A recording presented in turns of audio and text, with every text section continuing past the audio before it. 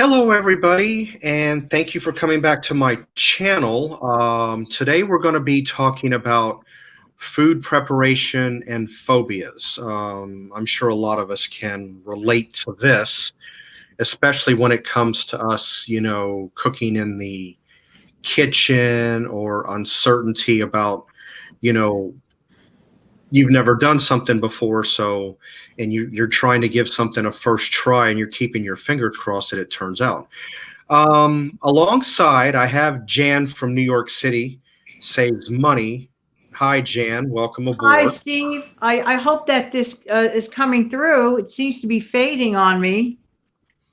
I don't know why. Uh-oh, I that's don't not understand. good. Yeah, are you coming through? Am I going in and out? I don't know what's happening here. Okay, you're all You, right. you know what? Let me see. Maybe there's something I could fix here on this end. Okay, go ahead. Maybe this should help it. I don't understand what's Okay, going on. Sorry. it's all right. So anyway, to go further, um, I wanted to talk about a couple of my recipes, but before I do, I have a very simple, easy method of cooking rice. You don't have to have a rice cooker. All it is you get a saucepan, and whatever amount of rice you use, you double the water and you put a pat of butter in it. You turn your stove to high, put it on the stove, put the lid on it, bring it to a boil, and wait about 20 seconds, turn it off, set it to the side, and about 15, 20 minutes, and you let the water absorb. You've got rice. But just remember, 1 cup of rice, 2 cups of water, 2 cups of rice, 4 cups of water, and so on and so on. If it's less than that, you can do a half a cup of rice, 1 cup of water. You get the idea. I know that Jan tried that method a few months back, and she was successful with it. Can I talk about it when you have a minute? You sure can. Absolutely. Okay. Oh, thank you. First of all, Steve, thank you very much for having me here today. I appreciate it.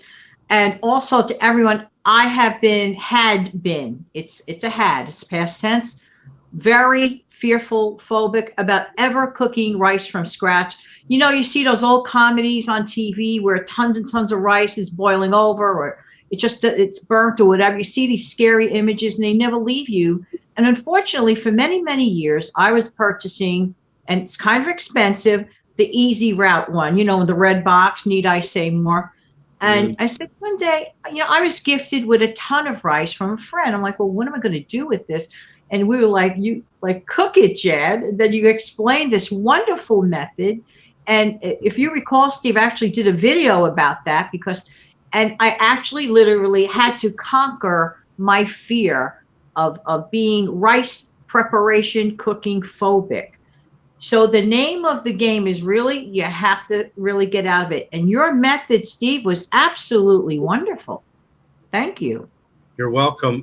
From what I do recall, you said the last time you cooked rice was back in the 70s, if I'm not mistaken. So that's a Yeah, pretty 1974 or five. I don't even think you probably in a crib a yet at baby or that an point. infant. Yeah. Yeah, I know. I know you said it was a pretty good ways back. But anyway, that's pretty much it. What you accomplished. I myself prefer a rice called jasmine rice. If you've never tried it, I do urge people to get it. It is a couple of steps up from your long grain rice that you normally get in the bags. Um, I've recently acquired, well, yeah, I acquired a taste for brown rice. Mind you, when I was younger, I didn't care for brown rice, but I recently tried it not too long ago, and I was pretty much okay with it. I guess as you get older, your taste buds change along the way. So, That's very, very true. yeah. And may I mention another situation? Okay, got a really good deal on an air fryer. A friend of mine got hers, and she suggested strongly, and blah blah blah, and it was on sale. So of course, I had to have one. Had to have one. Well, when I first looked at that thing, it looked like a scary robot. I'm not even kidding you. I mean, we're used to microwaves, we're used to slow cookers. So this is a small air fryer. It has now become my best friend. But it took me about 2 weeks to decide to get it out of the box, to conquer my fear. And I think I even did a video on that.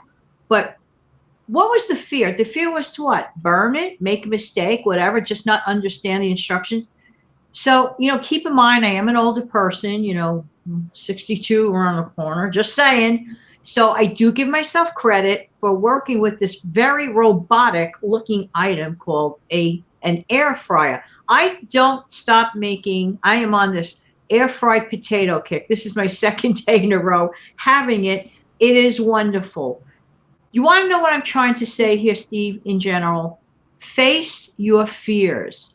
Whether it's an air fryer, the fear of the unknown. That's really what it is. It's the fear of the unknown more than anything else. So I have you to thank again regarding the rice thing, because it came out perfectly. Oh yeah, it really is.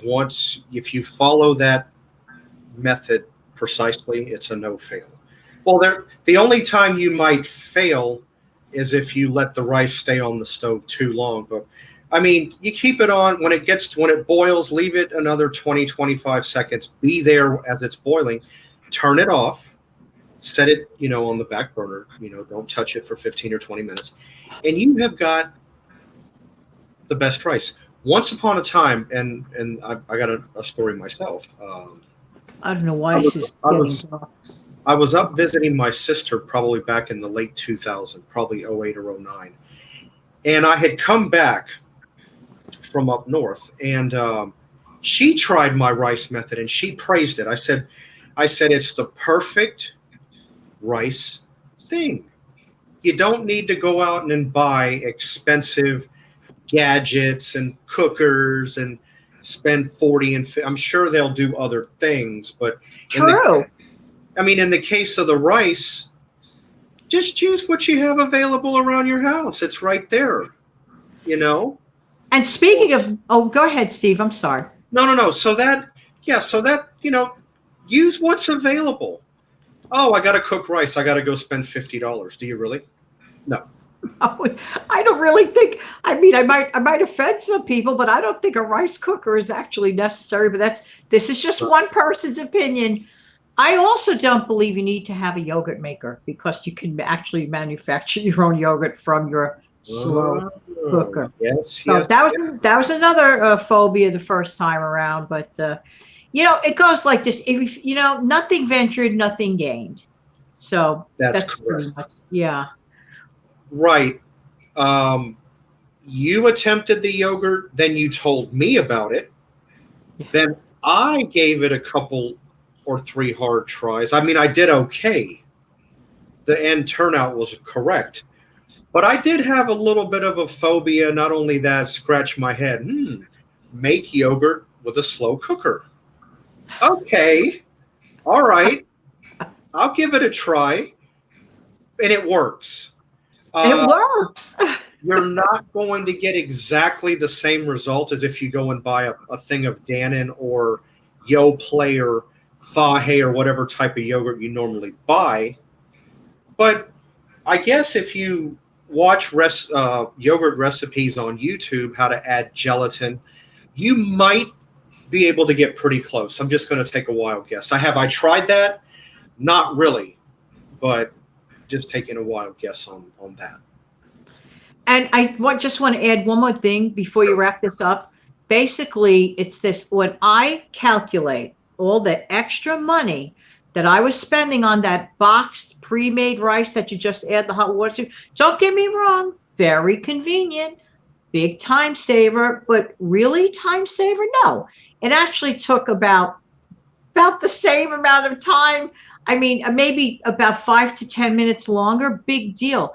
But if I'm saving $1.50 every single time, that adds up over the years. So yeah, there are ways to get around things. There really are. No, there is. And my potatoes in the air fryer, it's just a potato. Spuds go on sale. They're very inexpensive. I'm not adding fat. I'm not adding calories, unless later on I want to dip them in ketchup or something else, or mustard or something like that. Speaking of potatoes, I still have about four left.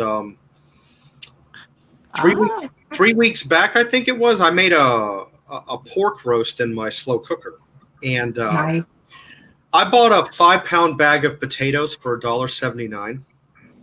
Oh, So so it's a yeah, gift. uh, potatoes is they can be high carb, but they're also very good in potassium, vitamin C. Again, the vitamin C part probably depends on how it's prepared. I wouldn't want to eat a French fry because everything's cooked out of it. So Correct. What I did today, Steve, if I just might add, yeah, I yeah. made my potato in the air fryer, and all I did was add cheese to it. Oh, No extra fat. I look at it like this. I pretended the potato was a bread. Like instead of it being a sandwich today, I just had potato with cheese on it. It's so filling. It's so yummy, and definitely the least calorie way of preparing it. I added nothing else other than the raw potato cooked, a little seasoning, which has little or no calories, mhm. and one slice of American cheese. And Oh it did wow. it for me. I am like totally full. So Oh, nice. Yeah, that kind of gives you like a, oh gee, what am I trying to think of? cheese fry effect? It's like a, thank you. It's a cheese fry effect, but better because you're not getting the grease and all of the oils and the stuff to drive your cholesterol up, because because you're working with straight potatoes there. No grease. That's it. I So did an amazing thing with apple today. Before I forget, I cut up an apple. I used a nonstick spray. I used a dabble of margarine. I sauteed the apples with a little bit of cinnamon, no sugar. You can if you want to put a half a teaspoon. I sauteed it. I toasted up the bread inside the same pan, and it gave it sort of like an apple pie effect. It was really good. It was an apple ooh, sandwich. It was good. oh Grilled apple sandwich. It was really good wow. That with talk whole wheat bread. It was talk good. about Yeah, talk about creativity on that one. That's something I would have never have thought about. So anyway, there. Okay, everyone, as Jan just mentioned, if you want to attempt it, I'm willing to attempt that. That sounds pretty darn good. It really was so good, and it's actually pretty healthy. Yeah, because again, the only okay, so fruit is a natural carb, but the only real carb is from the bread. And guess what? I have a little trick with bread. You want to cut down on the carbs? You have one piece of bread. Now picture it. One piece of bread, put whatever you want on it, fold that piece of bread over, and you have a sandwich, but you're only getting carbs from that piece. Right. I Um, love it. yeah, it's kind of a good friend of mine's mom, God rest her soul, called it a skinny sandwich, if I'm not mistaken. So I could see why. I could yeah, so see why. you're getting your sandwich effect, but you're also using just that amount of carbs. So if it's 12 grams, it's just 12. That's it. That's awesome. So anyway, it's been fun. Thank you for joining me this early afternoon. Thanks for having me. It was fun. Yeah, it's always a pleasure, and I hope to see you guys come back on my next video. There's no telling what I may discuss or I and Jan may discuss. It's at random. Um, Love all it. I know is that I am glad that I'm here to be of help, and same goes for Janet if she happens to, share some stories or recipes or a My couple. pleasure. And thanks for all you do at my channel too. So, So thank you. I really enjoy it.